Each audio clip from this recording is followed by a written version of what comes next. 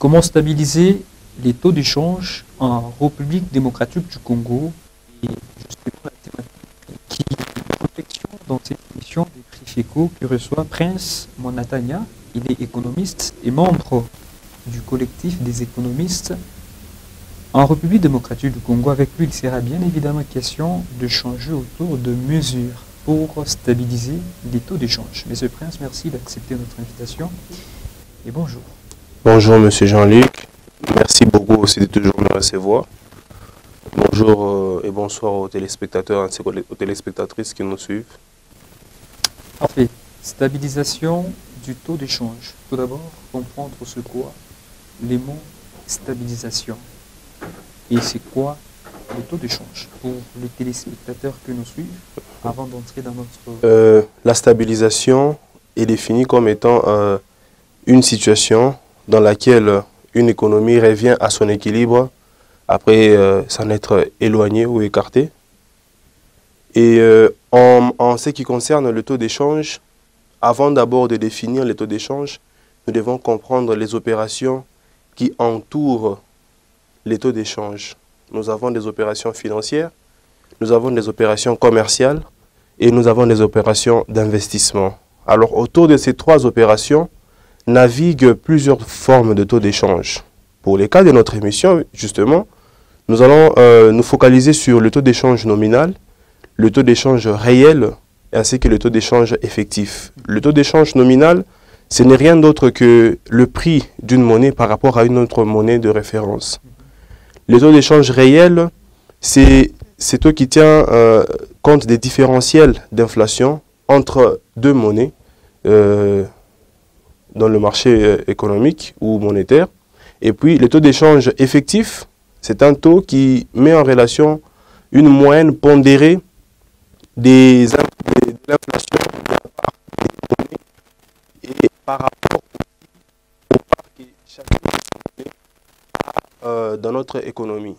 Donc voilà un peu si nous pouvons synthétiser les taux d'échange.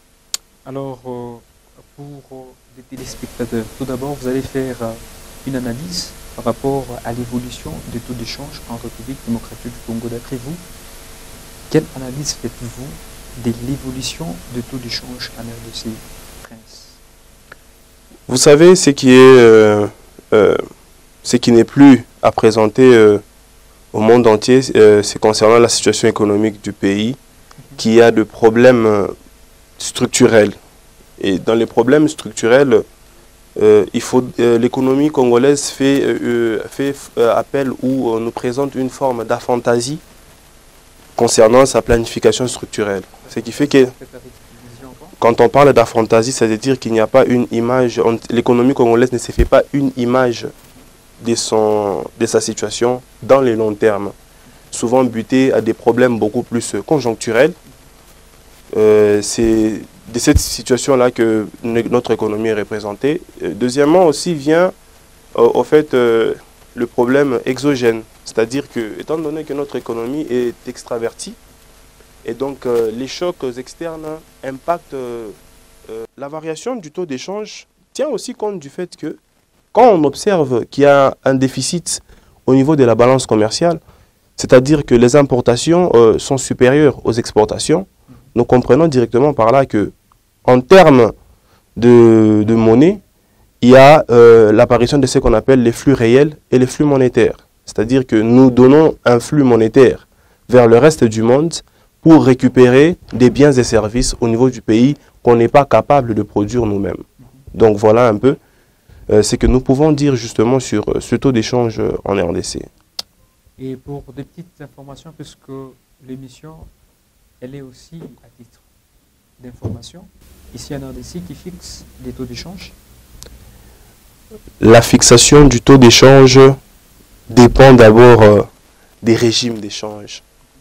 Et le régime d'échange, à son tour, dépend des objectifs économiques qu'un pays se fixe. C'est-à-dire que pour un pays comme la RDC, si elle décide du jour au lendemain de se concentrer sur la croissance économique, il y a un régime qui doit être appliqué. Si elle décide de se focaliser sur la stabilité de prix, c'est justement aussi le taux d'échange qui va, le régime d'échange, voulais-je dire, qui va s'appliquer. Et donc, au niveau des régimes d'échange, nous avons ce qu'on appelle les régimes d'échange fixes et les régimes d'échange flottants. Le régime d'échange fixe, c'est un régime qui tient compte ou qui se focalise par rapport à une monnaie de référence ou un métal. Et nous avons vécu ce régime depuis les accords de Bretton Woods et qui est tombé depuis les années 73. À partir de là, nous sommes entrés dans un régime d'échange flottant. Et dans ce régime d'échange flottant, c'est au gré de l'offre et de la demande. Alors de ces deux régimes va découler ce qu'on appelle le régime d'échange intermédiaire. C'est-à-dire que ce régime d'échange va jouir en fait de la stabilité du régime d'échange fixe et de la flexibilité du régime d'échange flottant. C'est là que nous notons qu'il y a des flottements purs et des flottements impurs. Mais d'emblée, nous devrions comprendre que, en soi, il faudrait d'abord connaître la situation monétaire de notre pays. 80% du marché monétaire en RDC est conquis par le dollar américain. Alors, il y a de ces experts ou les spécialistes qui prônent pour une dédollarisation. Et donc, est-ce possible? Je veux quand même vous dire que la dédollarisation prend fin en fonction du nombre d'années que la dollarisation a été installée. Et nous, ici, nous sommes dans une dollarisation de plus de 30 ans. Donc, il faudrait encore 30 ans pour justement dédollariser. Parce que nous avons des régions dans notre pays qui, juste de la dollarisation par complémentarité, c'est-à-dire qu'il y a ces endroits dans le pays où le franc congolais n'arrive pas, faute d'infrastructures. Alors, les consommateurs ou les agents économiques de cette région sont obligés de faire ce qu'on appelle la dollarisation par complémentarité. Il y a la dollarisation par substitution. Et cette dollarisation remplace au fait la part du franc congolais par rapport à une monnaie frontalière. Alors, de ce fait, nous allons comprendre aussi que ces aspects doivent entrer en compte au fait pour parler d'une dédollarisation. Parce que une bonne dédollarisation serait d'abord, se joue d'abord sur la psychologie. Et nous avons un auteur sur ça, c'est John Maynard Keynes, qui nous a parlé de l'esprit animal. C'est que les gens qui sont incapables qui vivent d'abord dans une incertitude, c'est-à-dire que quelqu'un ne sait pas si sa monnaie nationale, aujourd'hui ou demain, va récupérer son pouvoir ou sa position. Vivant dans cette incertitude, ces gens ont tendance à se fier beaucoup plus là où la majorité des gens vont penser que ça va s'arranger. Et donc, c'est ça qui se fait remarquer au niveau, par exemple, des banques. C'est qu'il faudrait, par exemple, parmi les mesures pour dédollariser, éliminer les systèmes d'abord de dépôt en devises. Détenir des dépôts en devises étrangères propulse ou encourage la dollarisation. Et deuxièmement, mettre fin au système d'échange parallèle. Le système d'échange parallèle, c'est que le dollar peut être converti partout au Congo. Et ça, c'est un combat où une pierre d'achoppement, je peux dire, pour l'économie congolaise.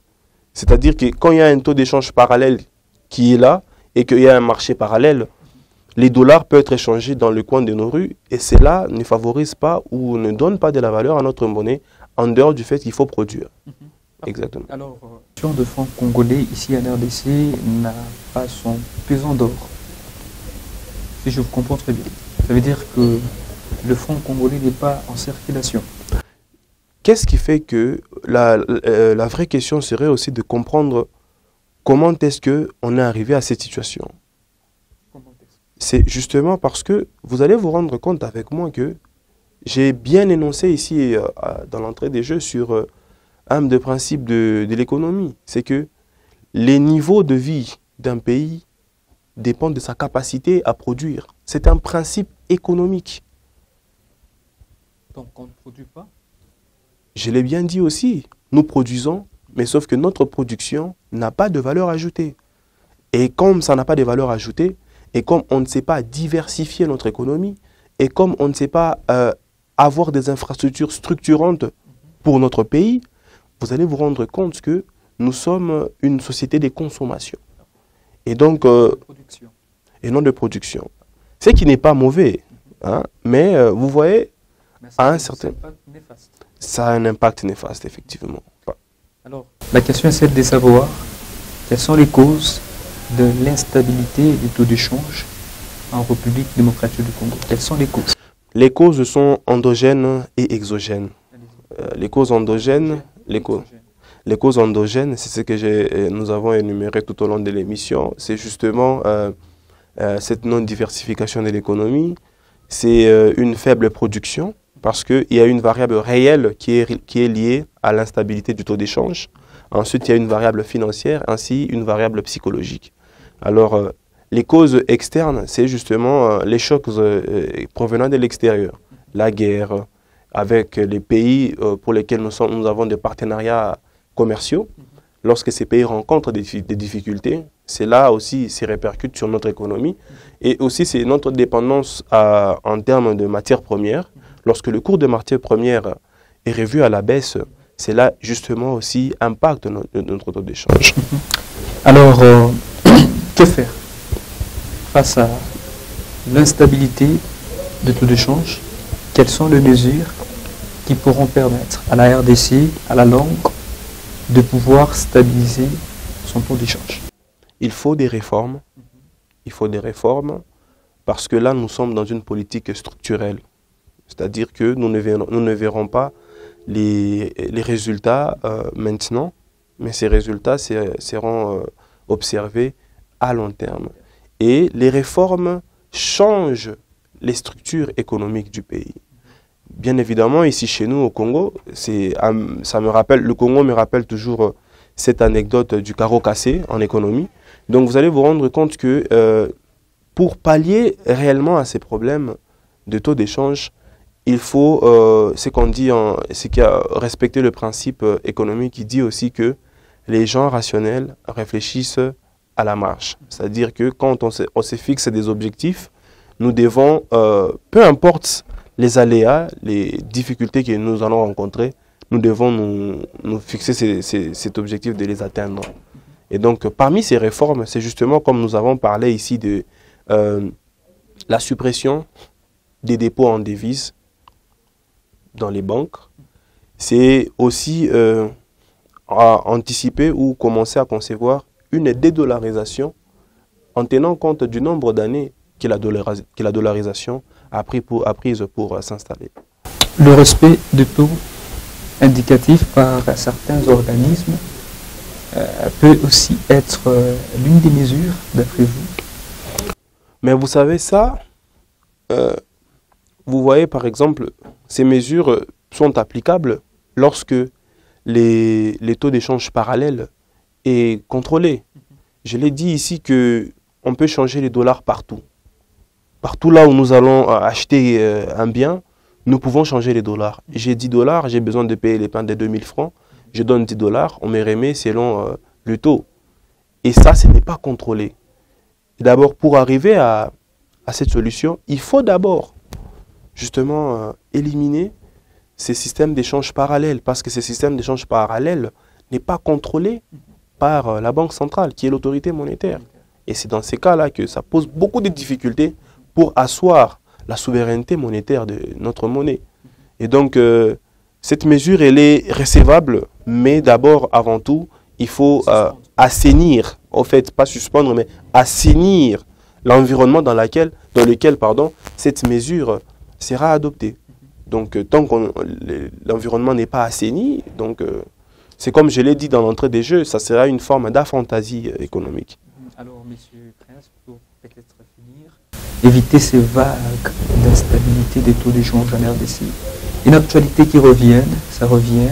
Alors, qu'est-ce que vous recommandez en tant qu'économiste pour donner en termes de théorie économique, permettre peut-être au pouvoir en place de pouvoir peut-être appliquer, puisque vous êtes aussi un scientifique, pour vraiment faire écarter ces vagues de l'instabilité des taux de change. Que faire, d'après vous? C'est une très bonne question. Vous savez, il y a toujours une différence entre un conseiller politique et un conseiller économique. C'est-à-dire que la différence se situe dans le fait que ce que nous nous proposons, c'est justement, on tient compte juste de l'économie, mais en ce qui concerne la politique, on tient compte aussi de beaucoup d'autres aspects qui rentrent en jeu. Il y a le social, il y a les électeurs, les attentes des électeurs aussi.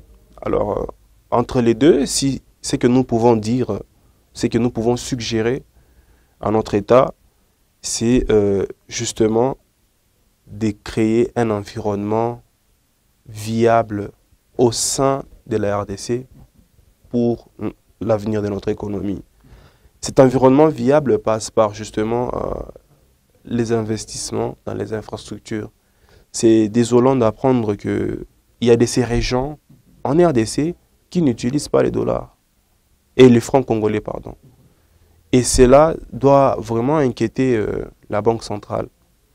Et à part cela, accorder aussi cette indépendance à la Banque centrale, de ne pas toujours forcément faire objet des politiques ou de subir l'imposition des politiques gouvernementales par rapport à au respect de certains principes de la politique monétaire et de la politique budgétaire qui sont sous sa responsabilité.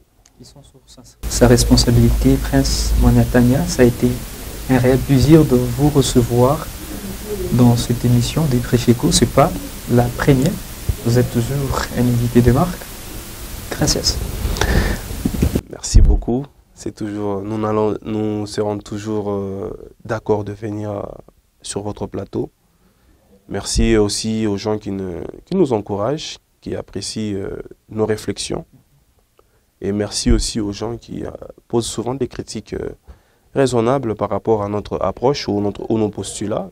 Nous remercions tous ces gens-là. Parfait. Il s'agit de comment stabiliser les taux d'échange en République démocratique du Congo. Vous avez compris toute une panoplie de réflexions, de théories divulguées par notre invité. C'est par ici qu'elle prend fin cette émission économique. Merci mesdames, merci messieurs. On se retrouve très prochainement et surtout avec le même réel plaisir. À très vite. Bye.